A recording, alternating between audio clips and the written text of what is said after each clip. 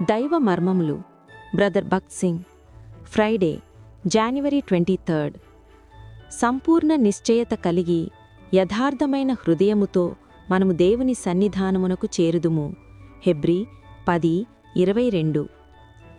మందసము యేసుక్రీస్తు ప్రభువునకు గుర్తుగానున్నది. ఆ మందసము చివరికి దాని స్థలమునకు వచ్చినప్పుడు మనము గొప్ప సంతోషముతో నింపబడుదుము. యేసుక్రీస్తు ప్రభువునకు మీ హృదయములలోనూ, మీ ఇంటిలోనూ, మీ సంఘ క్రమములోనూ సరియైన స్థానమును ఇవ్వవలెను. ఆ రీతిగానున్నప్పుడే గొప్ప సంతోషమక్కడ ఉండును. దావీదు అనేక యుద్ధములను జయించెను గాని వాటిలో ఏదియూ తాను అరోనా యొద్ద కొన్న ఆ స్థలమునకు విశ్రాంతి నిమిత్తమై దేవుని మందసమును తీసుకొని వచ్చినప్పుడు ఆయనకు కలిగినంత సంతోషమును కలిగించలేదు.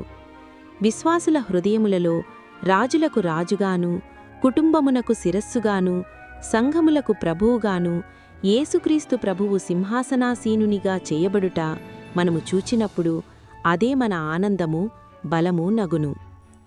మనమెల్లప్పుడూ 3 సంగతులను గమనించవలెను. 1. నీ వ్యక్తిగత జీవితమునకు యేసుక్రీస్తు ప్రభువే శిరస్సుగా నుండవలెను. 2. నీ కుటుంబమునకు శిరస్సుగా నుండవలెను. 3. నీవు ఏ సమాజములో సభ్యునిగా నున్నావో ఆ సమాజమునకు ఆయనే శిరస్సుగా నుండవలెను. ఇది ఎప్పుడు వాస్తవమగునో అప్పుడే నీవు దేవుని మందసమును దాని సరియైన విశ్రాంతి స్థలమునకు తెచ్చిన వ్యక్తివగుదువు. అదే మన ఆనందము. కాని ఇది ఆ ఆనందమునకు ప్రారంభము మాత్రమే.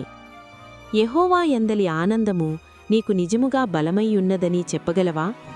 దేవుని హృదయమును నీవు అంతకంతకూ ఎక్కువగా గ్రహించగలుగుచున్నందున నీ ఆనందము అధికమగుచున్నదని నీవు చెప్పగలవా? అలసిన వానిని ఊరడించు మాటలు. ఆయన ప్రధానులను అధికారులను నిరాయుధులనుగా చేసి శిరువచేత జయోత్సవముతో వారిని పట్టితెచ్చి బాహాటముగా వేడుకకు కనుపరచెను. కొలస్సీ 2:15. యెహోషువ 7వ అధ్యాయములో ఇశ్రాయేలీయులు హాయి వారి ఎదుట ఓడిపోయినట్లు చదువుదుము. అది ఒక్క మనిషి జీవితములోని పాపమును బట్టి సంభవించినది. మనము శరీరముగా ప్రభువు యొక్క పనిలో నిమగ్నమయ్యున్నాము. ప్రభువైన యేసుక్రీస్తు యొక్క సంఘముగా మనము అపవాదికి విరోధముగా పోరాడుచున్నాము. వ్యక్తిగతముగా ఏ ఒక్కరి ఏ పతనమైనా లేక హద్దుబాటైనా విరోధముగా హానికరముగా సంఘమంతటిపై ప్రభావము చూపును. యెహోషువ మరియు పెద్దలు ఎడతెగక ప్రార్థించుచుండగా అకాను యొక్క పాపము బయలుపరచబడెను. దేవుడు చేయుమని చెప్పిన రీతిగా చేయుట వలన ఆ పాపము సంధించబడి వెంటనే విజయమిచ్చెదనని చేసిన వాగ్దానము నెరవేరనారంభమయ్యెను. పైన చెప్పిన ప్రకారము ఆ వెలుగులో మనము కూడా మన హృదయములను పరీక్షించుకొని దేవుని ఎదుటను మరియు మనుష్యుల ఎదుటను సంగతులను సరిచేసుకొనుట ద్వారా దేవుని పనికి మనము ఎలాంటి ఆటంకమును కలిగించము. అకాను తన పాపము నిమిత్తము చాలా గొప్ప క్రయమును చెల్లించవలసి వచ్చెను. ఇది సర్వమానవాళి యొక్క పాపములన్నిటి యొక్క తీర్పును భరించుటకు ప్రభువైన యేసుక్రీస్తు చెల్లించవలసి వచ్చిన అత్యంత గొప్ప క్రయమును మనకు జ్ఞాపకము చేయుచున్నది. కావున మన ప్రియ రక్షకుడు ప్రభువైన యేసుక్రీస్తు ఎడల మనం ఎంత కృతజ్ఞులమై ఉండవలను గదా. ప్రభువు హాయి రాజు, అతని జనులు, అతని పట్టణము మరియు అతని దేశము మీదను సంపూర్ణ విజయమిచ్చెదనని వాగ్దానము చేసెను.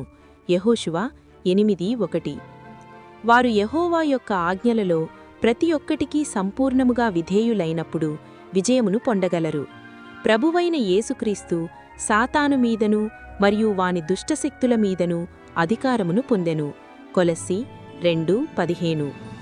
ఆయన ఆజ్ఞలకు విధేయత చూపుకొలది మనము కూడా ఆయన విజయమును దినదినము అనుభవించగలము. యెహోషువ గ్రంథములో అనేక సామాన్యమైన ప్రాముఖ్యమైన సత్యములు బయలుపరచబడుటను కనుగొందుము. వాటిని మనము విశ్వాసము ద్వారా అన్వయించుకొనుట వలన ఆయన స్వాస్థ్యము యొక్క సంపూర్ణ అనుభవములోనికి రాగలము.